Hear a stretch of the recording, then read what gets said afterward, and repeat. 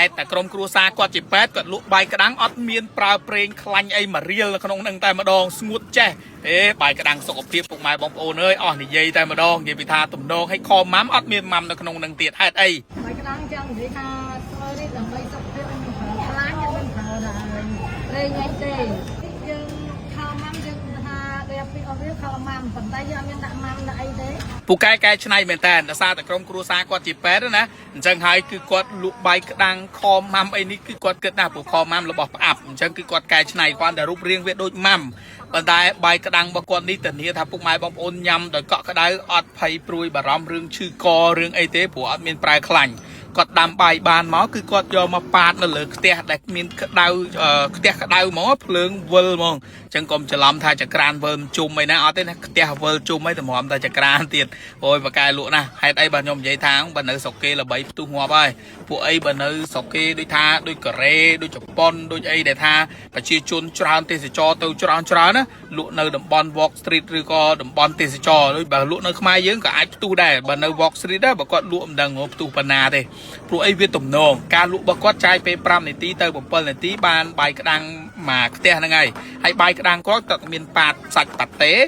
ដែលសាច់ប៉ាតេនេះគឺជាប្រភេទសាច់ចិញ្ច្រាំនឹងឯងពុកម៉ែបងប្អូនមានដាក់ខ្ទឹមឬក៏សាច់ផាត់នៅក្នុងហ្នឹងហើយអាពិសេសរបស់គាត់គឺមានសាច់គ្រប់មុខអញ្ចឹងមានសាច់ផាត់មានប៉ាតេមានអីនៅក្នុងហ្នឹងអញ្ចឹងទៅគាត់ញ៉ាំជាមួយបន្លែហើយនឹងខម៉ាំហ្នឹងដែលខម៉ាំដូចខ្ញុំនិយាយអញ្ចឹងគឺមានតែសាច់ជ្រូកចិញ្ច្រាំរបៀបក្បួនតាក់តិចរបស់គាត់ប៉ុន្តែអត់មានខម៉ាំនៅក្នុងហ្នឹងទេ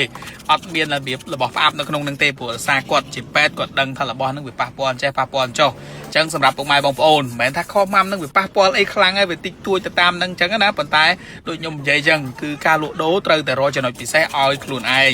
ដូចបាយក្តាំងរបស់គាត់នេះអញ្ចឹងអត់មានខ្លាញ់អត់មានអីទេព្រោះបើថាអ្នកគេស្រឡាញ់ខ្លាំងហ្មងសុខភាពគឺគេតំណមណាស់អារឿងញ៉ាំខ្លាញ់ញ៉ាំអីដាក់ខ្លាញ់ពេញពោអីហ្នឹងណាអញ្ចឹងសម្រាប់ការលក់ដូរបែបគាត់នេះគឺខ្ញុំសរសើរការកែច្នៃគឺពិតជា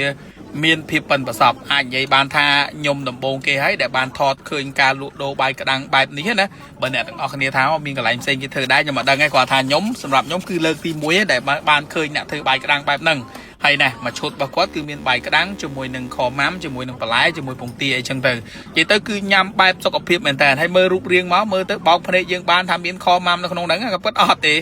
អញ្ចឹងមិនមែនគាត់បោកទេប៉ុន្តែដោយសារតែរូបរាងមនុយរបស់គាត់ហ្នឹងគឺគាត់ធ្វើមកឲ្យដូចខម៉ាំហ្នឹងប៉ុន្តែគាត់អត់ដាក់ម៉ាំនៅក្នុងហ្នឹងទេគឺអត់ដាក់របស់ផ្អាប់ទេមានតែរបៀបដូចអ្នកនរគ្នាឃើញអញ្ចឹងមានម្ទេសមានអីញ៉ាំរបៀបមួយបាយក្តាំងហ្នឹងហើយតម្លៃគឺគាត់មានចាប់ពី20000 22,000អាពិសេស22,000អញ្ចឹងតម្លៃហ្នឹងគឺអាចតាក់ទាញសម្រាប់ខ្ញុំព្រោះតម្លៃនេះគឺសមរម្យដែលទទួលយកបានហើយមួយទៀតនៅថ្ងៃ